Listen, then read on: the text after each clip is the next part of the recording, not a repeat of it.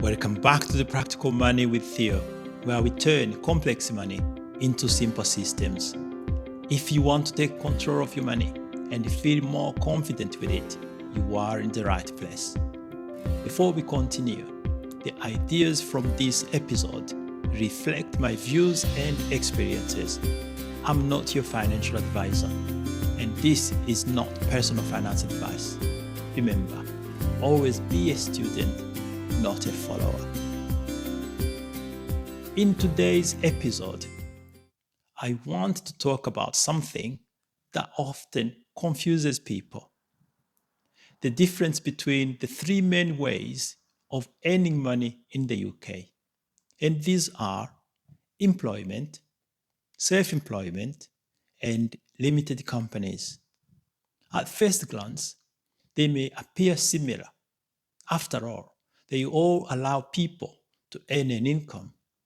But the way money flows, the way taxes paid, the level of control you have, and even the way you think about money can be very different.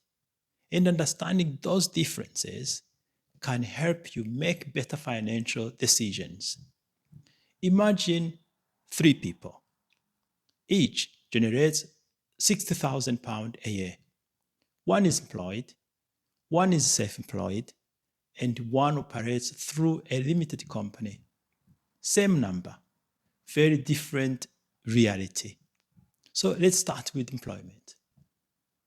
For most people, this is where their financial journey begins. You go to work, your employer pays you, taxes deducted, national insurance is deducted, and the money arrives in your account. Simple, predictable. And for many people, there is a real value in that. There may be a holiday pay, sick pay, pension contributions, and a regular paycheck.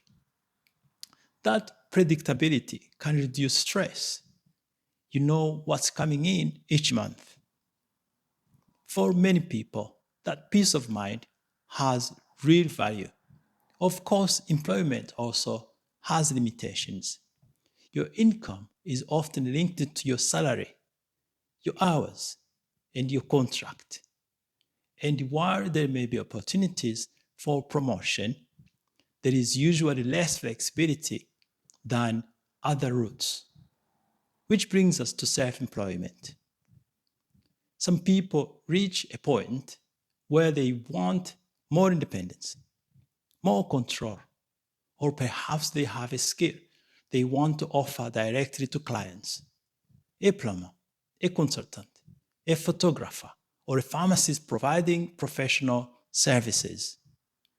When you become self-employed, you are no longer just doing the work. You are also running the business. You find the clients. You agree the fees. You send the invoices. You keep the records. And you pay your own taxes.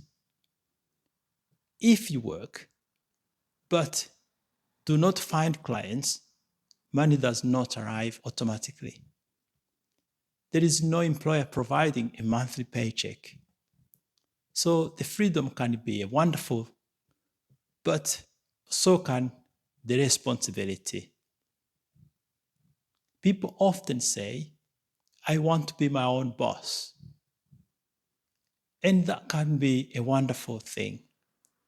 But there is something they do not always tell you. When you become your own boss never really goes home. Your boss is thinking about clients. Your boss is thinking about cash flow. Your boss is thinking about tax deadlines. Your boss is thinking about the next piece of work. And your boss is you. So yes, you may gain more freedom, but you also gain more responsibility. Because when business is good, you benefit directly. But when business is quiet, you feel that too. Your income may rise and fall from month to month. So while self-employment can offer more freedom, it often requires more discipline, more organization, and more resilience. That is why some people love it and others prefer employment. And then there is a third option, the limited company. This is the route that often generates the most confusion. Some people hear the word company and imagine a large business. But a limited company can be very small. It may even have just one director. The key difference is that the limited company is a separate legal entity. In simple terms, the company exists separately from you. The company earns money. The company pays tax. And you decide how to take money from the company.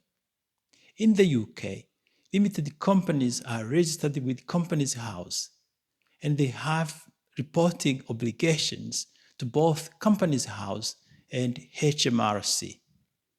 So while a limited company can offer additional flexibility, it also comes with additional responsibilities. And this creates an interesting difference. If you are employed, you are normally paid when your employer pays you. If you are self-employed, things often feel more direct. You do the work, you invoice the client pays you. From that money, you pay your expenses. You set aside money for tax. And what remains is effectively your profit. So the link between the work you do and the money you receive can feel much more direct. But with a limited company, there can be more control over timing. And this is where things become interesting. If you are an employee, you cannot normally walk into your manager's office and say, I've decided not to take my salary this year. Could you pay me next year instead? Most managers would look at you very strangely. But within a limited company, there can be more flexibility over when money is taken personally. The company may earn money today, but that does not necessarily mean you personally have to take all of it today. Some of it may remain inside the company, and some of it may be taken later. And for some business owners, that can be a useful option. For example, if the company has a healthy cash position and the money is not needed personally, there may be no reason to immediately take it out. The company may continue to hold those funds. It may earn interest. It may provide a buffer for the future, or it may be used for future business opportunities. That flexibility does not exist in the same way for most employees. But it also requires discipline because money belonging to the company is not the same as money belonging to you personally. And understanding that difference is an important part of learning limited company well. Now, this is where things get interesting. Let's return to our three people. Each generates £60,000 a year. On paper, they look identical, but financially, they may experience that money very differently. The employee receives a salary. The self-employed person reports profits through self-assessment. The limited company owner may take a combination of salary and dividends. So the same £60,000 generated does not necessarily mean the same £60,000 received. This is one of the reasons why comparing incomes can sometimes be misleading. The number alone does not tell the whole story. And there is another important difference: expenses. An employee may have work-related costs, travel, training, professional fees, and so on. But in many cases, they pay these from money that has already been taxed. Self-employed people and limited companies may often be able to claim legitimate business expenses, things that are wholly and exclusively related to the business. That does not mean everything is an expense, and it does not mean people should buy things they do not need. But it does help explain why some business owners think differently about certain purchases. For example, a limited company may sometimes purchase assets needed for the business. That could include equipment, technology, and in some circumstances, even a vehicle used for business purposes. The tax treatment of those costs may be very different from an employee buying the same thing personally. So when you see two people driving similar cars or using similar equipment, the financial journey that paid for those things may be very different, and that is really the point.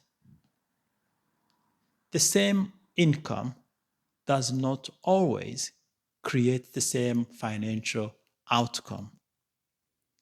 Another thing that often surprises people is borrowing.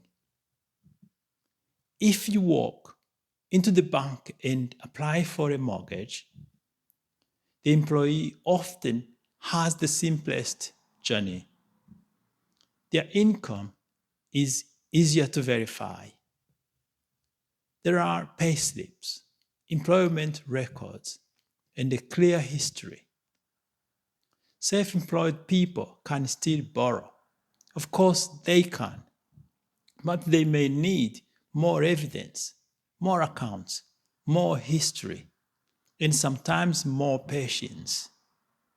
The same can apply to limited company directors, especially if their income structure is more complex. This does not make one route better than another. It simply means that different choices create different consequences. And it is not only about today, it's also about the future. Which brings us to pensions. Employees often benefit from workplace pensions, and in many cases, employers contribute too. That is an advantage which should not be ignored. Self-employed people and company directors may have more choices, but they also have more responsibility because nobody else is going to build their retirement plan for them. They must do it themselves. And this leads to a bigger question. What do you value most? Security? Freedom? Flexibility? Control? Because each of these routes offers different combinations. Employment may offer more stability. Self-employment may offer more independence, and a limited company may offer more flexibility in how you structure things. But none of them is perfect. Every choice has benefit, every choice has trade-offs. Which means the question is not really which one is best. The better question is which one fits the life you are trying to build. Because some people value certainty, others value freedom, others value growth, and many of us want a little of all three. So if you take one thing away from this episode, let it be this: do not compare your financial life to somebody else's without understanding the structure behind it. Two people can earn the same amount of money and still live very different financial realities. If this conversation help you think differently about money and life, consider subscribing and joining us each week. Money matters, but life matters more. Fix your system, fix your money. See you next week. Bye.